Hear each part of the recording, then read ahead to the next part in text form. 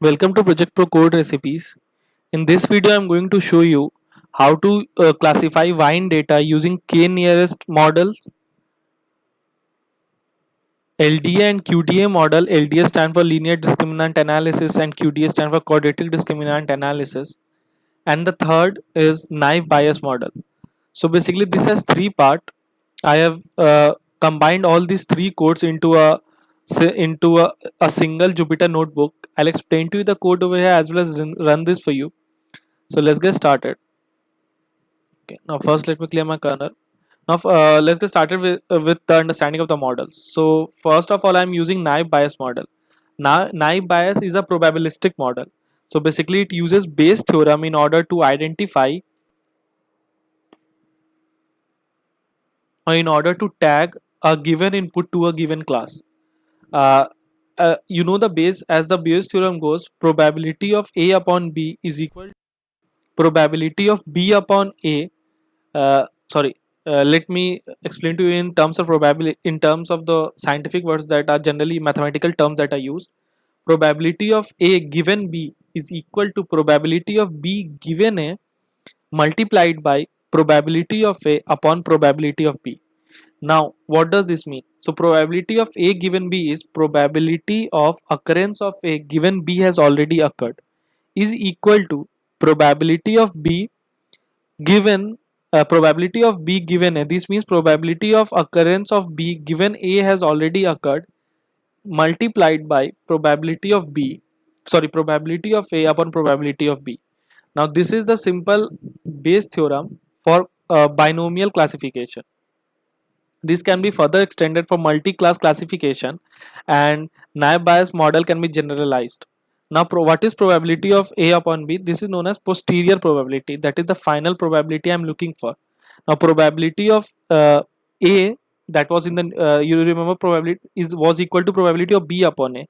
Now this probability of B upon A is known as likelihood, and this probability of B upon A in the numerator was multiplied by probability of A, which is known as prior probability, and then it was divided by probability of B, which is known as evidence.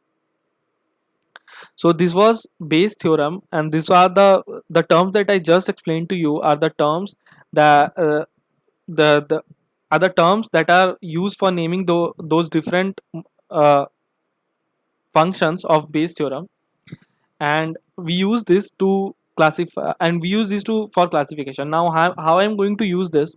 So consider there are 3 or 4 classes.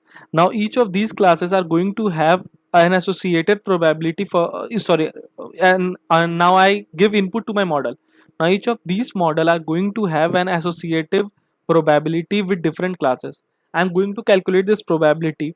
So for consider for class A it comes to be 0.5, for class B it comes to be 0.4, for class C it comes to be 0.1. Now this all adds to be 1. So each of my class is having some probability, and now I tell you, give me the output, that what is the now I calculated probability for each and every class. Now the one having highest probability will be my answer. So if someone asks me that if I give you an input, tell me to which class does it belong, so I'm calculating the probability of this input for being in each and every class, and the one having highest probability is going to be my answer. Now I'm using three type of naive Bayes model, that is Bernoulli. This is used for two binary predictions. Then I'm using Gaussian NB. So prior assumption of Gaussian NB is that my data is normally distributed or is following a Gaussian distribution, and my third is multinomial NB. Now this is just an extension of Bernoulli's NB. So and it is used for multi-class classification problem. Now the second type of model I'm going to use is k-neighbor classifier. So what is k-neighbor classifier? Now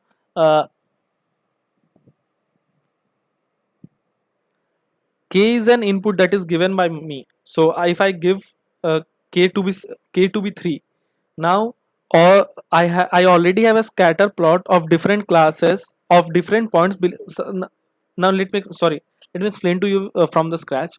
If I have a data point, each of these input is associated with a class, and Now with I have only two variables, so basically there are there I can plot these classes, and each of these classes has 2 points: the x-axis of variable 1, the x point of variable 1, and the y point of variable b. I plot it in the 2D, I plot it in the 2D graph. Now I'm given an input and I don't know the class of it, and someone tells me, tell me to which class does it belongs. So the KNN model has an means the basic assumption of KNN model is the similar type of data points are going to lie uh, close to each other, in close vicinity to each other.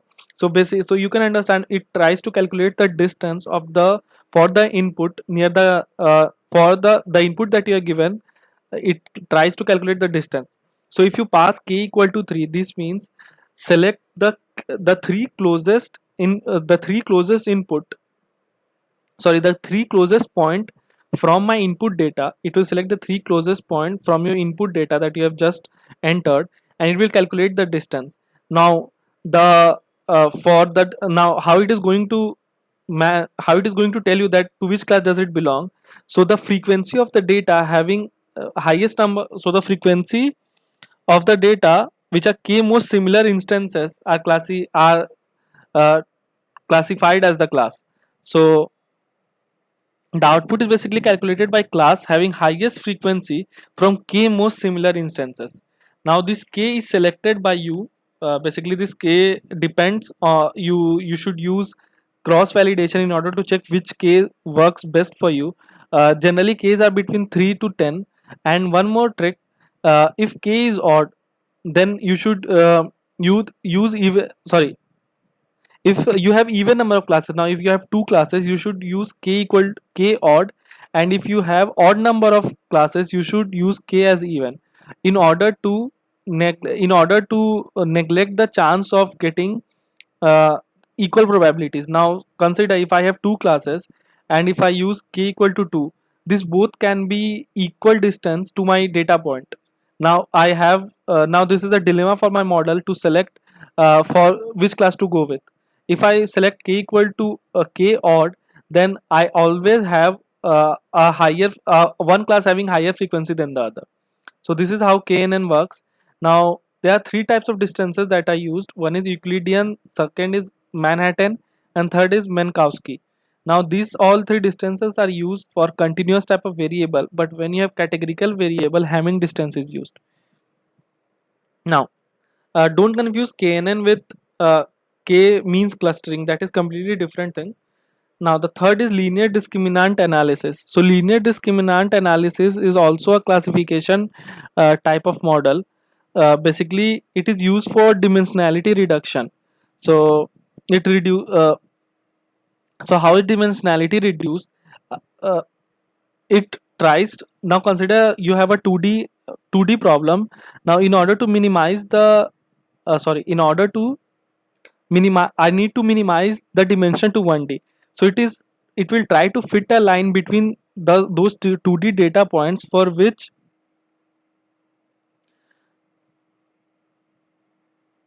within class variance for no, for which within class variance is minimum, and uh, within class variance is minimum and class variance is maximum. So what is within class variance? So within class variance is the variance for a for a given variable. Means if I have a variable 1, 2, 3, and 4, so within class variance is calculated for a given variable 1, and between class variance is calculated between two variables 1 and 2. So now this is after calculating this, I use a function and convert it into a discriminant function, and then I use probability again to predict LD to then I use probability again to predict the maximum probability of an input being in class A or B or any number of classes you have been given. So basically linear discriminant analysis has a very complex mathematics. I am not going deep into it. Now let me walk you through the code, as the main motive of this video is to explain to you the code. So from sklearn I am importing data set, from sklearn I am importing matrices. sklearn.model selection, I'm importing train test split, matplotlib.pyplot as plt. Now from sklearn import naive Bayes. For naive Bayes, I'm importing neighbors for KNN, then I'm importing discriminant analysis. Now dataset is equal to datasets.load join. I've split my dataset into X and Y. Now I'm applying train test split and I'm splitting my dataset into X train, Y train and X test, Y test. After that, I am initializing my model naive Bayes Bernoulli. After that, I am fitting my model. So model dot fit X underscore train, Y underscore train print model. Expected underscore Y is Y test. Then model dot predict X test. So I'm basically I got the predictions for expected Y and the original entries. Now I can use these two to form my classification report and my confusion matrix. So classification report contains all type of ETBT details for classification problem like precision, recall, sensitivity, and confusion matrix contains uh, and I'm then from forming confusion matrix in order to check how much of my how my model has actually performed, that is for how many of my entries model has correctly predicted it under the same class and wrongly predicted it under the different class. So what I need to do, I need to write print matrices dot classification underscore report. Then I need to pass expected underscore y and then predicted underscore y. Then what are my target names? So dataset dot target names. So these are going to be the my name of class. After that, matrices dot confusion matrix expected underscore y and predicted underscore y. For Gaussian NB, it is going to be the same. Only the model name is going to change. That is naive underscore Bayes Gaussian NB. The same is going to be for multinomial NB. Then I am extending it to KNN classifier. All the codes are going to be the same, only the model neighbors.kneighbor classifier, and the same is done for LDA. Now I need to run this in order to check the result. So you can see these are the reports that are given out by my model. As I already told you that my model will be able to learn only, okay.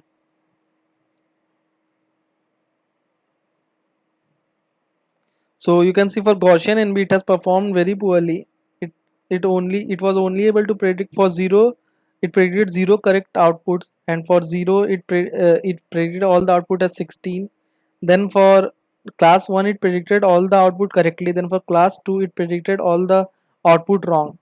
So Gaussian NB, as I already told you, Bernoulli NB won't be able to perform as it is a binomial. It is used for binomial classification, and over here we are having 3 classes. Now let's check the answer for Gaussian NB. So these are all my reports. It predicted correctly. All the predictions are correct for my Gaussian NB. For multinomial NB, 50 for class 1 it predicted 15 to be correct and 1 wrong, and for class 2 it predicted 18 correct and 2 wrong. The same goes for class 3. Now k neighbor classifier. So k neighbor classifier 16 it predicted for class 0, it predicted all the classes correctly, and it performed a bit poorly for class 1 and class 2. Now let's check linear discriminant analysis.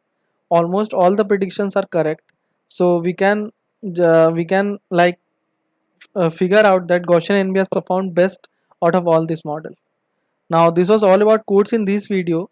For more codes recipes like this, you can visit our website as well as our YouTube channel. Uh, our website also has a number of live projects done by experts, which you can check them out, so that basically you will have an exposure of how to work on live project, and the URL for the code of this video is available in the description below. Thank you.